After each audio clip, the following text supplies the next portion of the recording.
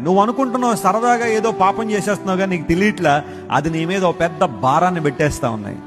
కొంతకాలానికి ఆ భారం నువ్వు మోయలేక అశాంతితో అసమాధానంతో అలమటించిపోతావు.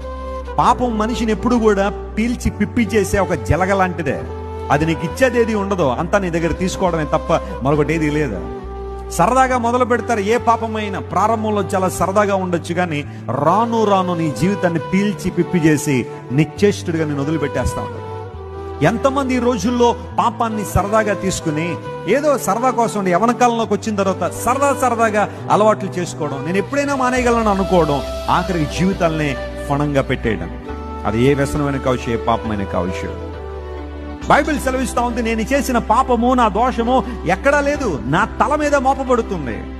నువ్వు చేసే ప్రతి అవిధేయమైన తలంపు, పాపయుక్తమైన తలంపుల ఆలోచనలు నీ మీద రోజు కూడా భారాన్ని పెంచుతా ఉన్నాయి, నేను అణగద్రొక్కేస్తున్నాయి.